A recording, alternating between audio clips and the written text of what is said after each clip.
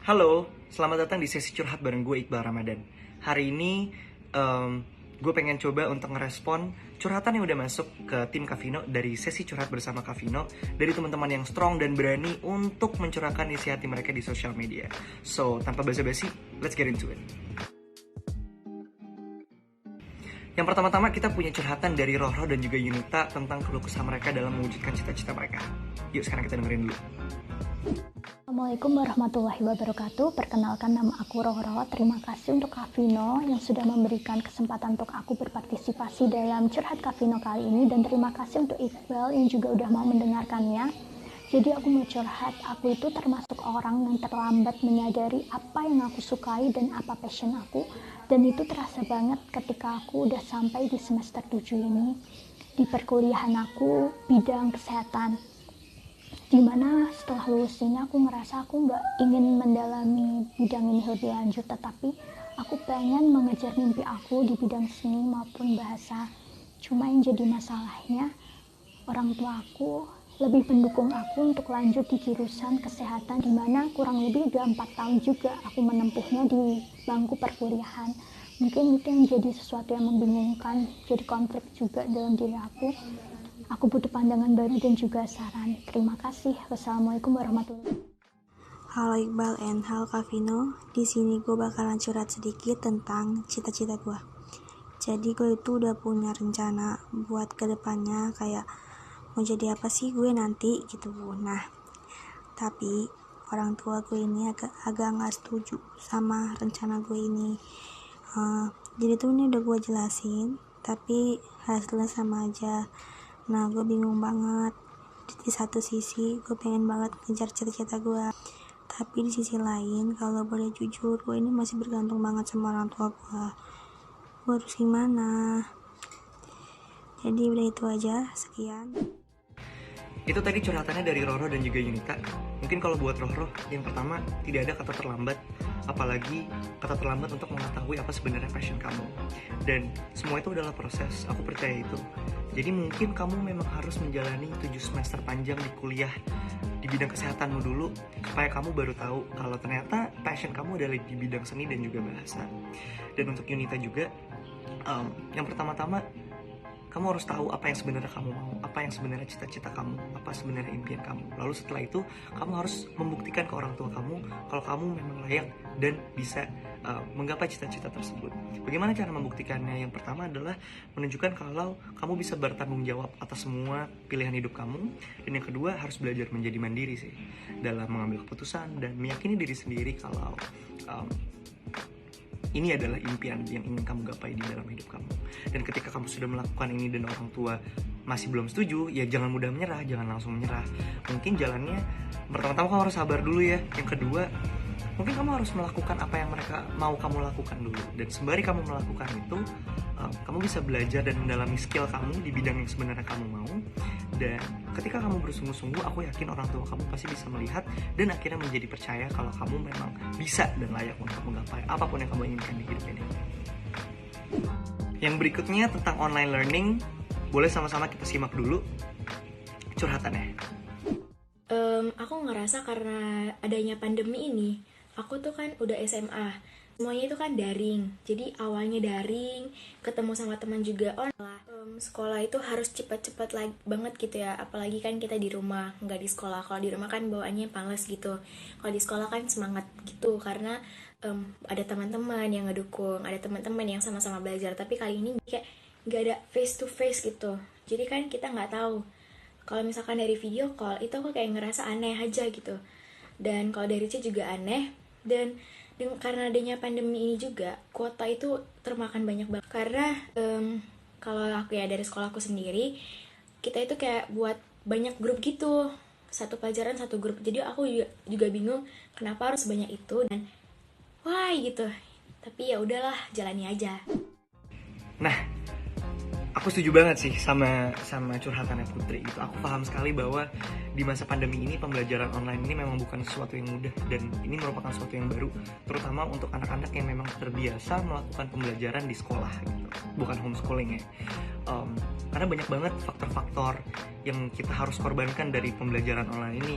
Tidak ada tatap muka, tidak bisa banyak bertanya kepada guru, tidak ada interaksi langsung, tidak bisa ketemu teman-teman, dan lebih banyak distraksinya sih menurutku kalau belajar di rumah. Apalagi tadi kamu sebutin ada kasur, jadi bawaannya mager. Itu make sense banget karena aku juga sedang belajar online dari rumah dan aku merasakan banget hal tersebut.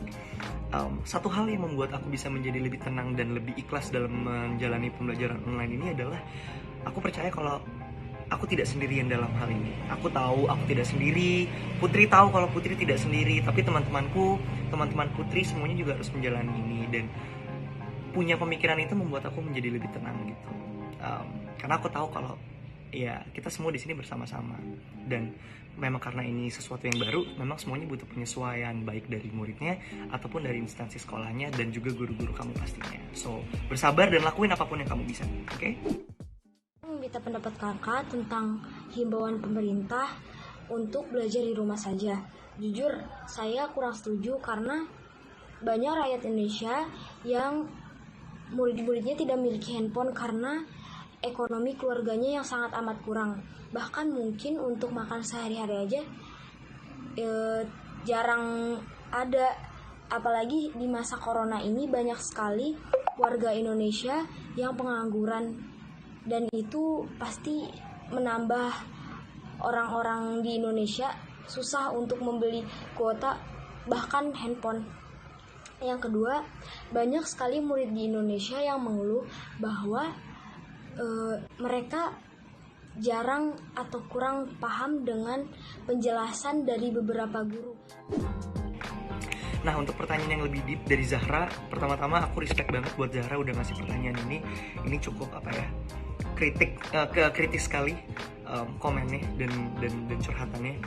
Aku paham bahwa tidak semua orang bisa berada di level yang sama. Aku cukup beruntung untuk menjalani pembelajaran online ini karena adanya keterbatasan untuk kuota, biaya, dan lain-lain, dan tidak semua orang punya smartphone atau laptop untuk melakukan pembelajaran online ini. Tapi yang harus kita sama-sama tahu adalah pandemi adalah sesuatu yang unexpected. Pembelajaran online ini adalah bukan sesuatu yang sudah direncanakan dari dulu. Ini semuanya masih di dalam proses penyesuaian, baik dari kita sebagai murid yang tadi aku sebutin atau dari guru-guru. Makanya aku percaya bahwa semua orang yang bertanggung jawab atas hal ini gitu, pemerintah, sekolah, dan juga guru-guru sedang merumuskan dan merancang bagaimana caranya supaya pembelajaran tetap bisa dilakukan secara mudah dan juga lancar. Nah, kita sebagai murid, kita harus bisa menyesuaikan diri untuk bisa menjalani hari-hari kita semampu kita gitu, apapun caranya. Memang tidak mudah, tapi kita harus bersabar dan harus selalu diingat kalau ini tidak akan selamanya. So, good luck dan semangat terus apapun yang terjadi, oke? Assalamualaikum warahmatullahi wabarakatuh. Kenalin kak, nama aku Nanda dari Medan. Aku mau cerita tentang pertemanan. Pernah nggak sih kak ada seorang teman gitu kan memutarbalikkan fakta? Kakak pernah mungkin. Terus tuh kayak dia tuh suka Ria gitu loh, kak, anaknya Ria gitu. Itu kan Ria anaknya. Dia kayak suka pamer juga. Kalau dia kan punya selir gitu, kayak gebetan gitu kan. Gebetannya itu banyak banget, banyak sebanyak-banyaknya. Dan itu kayak pamer. Udah dia pamer sama kami kan kak, tapi kami diem ya kan. Terus kak, dia punya pacar. Yang pamer nih tadi, dia punya pacar, tapi dia udah disakitin kak, ya kan. Kita sebagai teman pasti ngasih saran yang paling baik kan kak, paling baik kan kak. Ini tadi tuh disakitin terus kan kak, yang punya yang pamer pacar itu disakitin terus sama pacarnya. Jadi dia cerita sama kami, ya, kami tanggepin dengan baik dong kak, kami kasih saran yang baik. Tapi kami dengar kabar lagi kak, kalau dia tuh balik sama mantannya. Padahal kami sama pacar yang sakitin dia tuh kan, kami kayak langsung, dia nganggep nggak sih kita berteman? Dia nganggep nggak sih?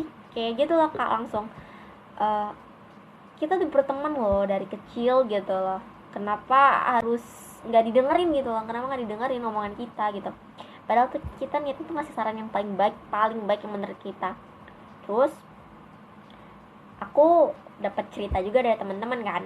teman-teman aku juga. Aku dapat cerita katanya dia tuh sinisin aku gara-gara aku tuh deket sama gebetan dia.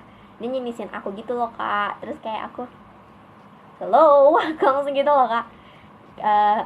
Dia suka sama aku ya jangan nyalain aku dong. Ada temenku tuh dia tuh sering nyinisin aku gara-gara gebetannya tuh deket sama aku. Padahal tuh sebenarnya aku tuh nggak niat apa-apa gitu kan kak, nggak niat lebih lah gitu. Ya sekedar berteman lah gitu kan. Rupanya dia kayak nggak terima gitu loh kak. Terus kayak ya udah, terus ada apa hubungannya gitu kan kak. Aku sama dia juga temenan kok. Aku langsung kayak gitu. Terus kayak ya udah aku ngabaikan aja kak. Cuman rasanya tuh masih kesel loh kak, aku deket sama gebetannya. Padahal tuh aku sama gebetan temenan kak, asli temenan. Cuman ya dia selalu cerita kalau misalnya dia saudaraku kok, kata dia kayak gitu. Dia saudaraku kok, kata dia gitu. Dia sepupuku kok, kata dia kayak gitu. Kenapa aku disinisin gara-gara aku deket sama gebetannya, padahal tuh yang aslinya tuh cuman sepupu dia. Dan dia katanya suka. Aku tidak tahu kak. Ya tapi itulah ceritaku. Yang berikutnya dari Nanda. Kalau dengar ceritanya Nanda, ini kayak toxic friendship ya, pertemanan yang kurang sehat, yang merugikan salah satu pihak atau banyak pihak gitu. Dan menurutku pertemanan yang sehat harusnya adalah ketika kita bisa menjadi diri sendiri dan teman-teman kita juga bisa menjadi diri sendiri. Dan menjadi diri sendiri ini bukan berarti harus menjadi sama di semua hal. Bahkan ketika kita berbeda dari teman-teman kita dari mulai segi sudut pandang, perspektif dan opini, ini menurutku adalah indahnya pertemanan karena kita bisa belajar dari point of view yang berbeda gitu. Jadi kita juga bisa menambah wawasan. Tapi semua itu harus bisa diimbangi dengan komunikasi yang baik karena komunikasi adalah kunci dari suatu hubungan. Jadi kalau ada masalah, kamu harus bisa ngobrolin dengan baik kepada teman-teman kamu ini. Dan ketika kamu sudah memberikan saran, lalu teman kamu memilih untuk tidak mengikuti saran kamu tersebut, harusnya kamu jangan marah karena memang pada akhirnya keputusan-keputusan yang diambil oleh seorang individu itu adalah keputusan pribadi mereka. Jadi kita juga tidak bisa memaksakan kehendak kita terhadap mereka. Setidaknya kita sudah mengingatkan karena itu adalah tugasnya teman untuk selalu mengingatkan. Jadi yang sudah kamu lakukan, Anda mengingatkan teman kamu terhadap relationship dia, itu sudah bagus banget. Tapi apapun pilihannya dia setelah itu urusannya dia. Dan kalau ngomongin tentang cowok, masalah kalian ini harusnya bukan menjadi masalah yang besar sih menurutku, karena bukan kayak kamu atau teman kamu akan menikah dengan laki-laki ini besok. Jadi harusnya ini bukan menjadi sesuatu yang besar gitu. Nah ini yang terakhir tentang insecurity. Ini bukan ke curhat ya, tapi lebih ke nasihat. Dan udah bold banget, udah bagus banget advice-nya. Dan cocok banget untuk menutup sesi curhat bareng gue Iqbal Ramadan hari ini. Pesan-pesan terakhir dari Hane, semoga namanya benar bukan cuma nama Instagram. Silahkan dicermati dan juga diresapi buat teman-teman semuanya.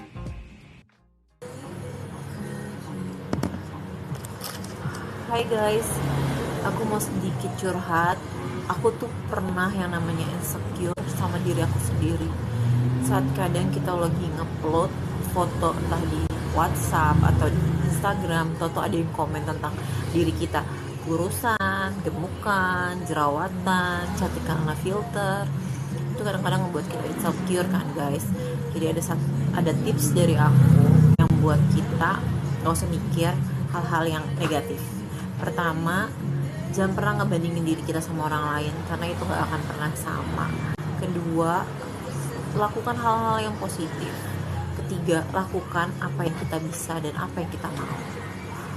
Keempat, enjoy your life karena ini hidup kita, jadi kita create apa yang kita mau tanpa harus ngerugiin orang lain. And that's about it. Itu semua curhatan-curhatan sudah masuk dan dikurasi oleh tim Kavino. Terima kasih buat teman-teman yang sudah mengirimkan curhatan ke sosial media.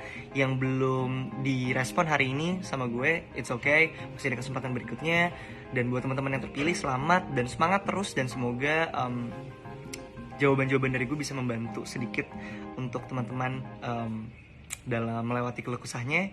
Dan terima kasih juga buat Kavino atas kesempatannya kali ini. I really enjoyed nonton video-video curhatan teman-teman dan bisa menjawabnya juga. So, sekali lagi terima kasih buat teman-teman yang udah nonton juga. Dan semangat terus, stay healthy, stay safe, dan stay well di masa-masa pandemi ini. Jangan lupa cuci tangan dan pakai masker kalau keluar rumah. Dan sampai ketemu di sesi curhat berikutnya. Bye.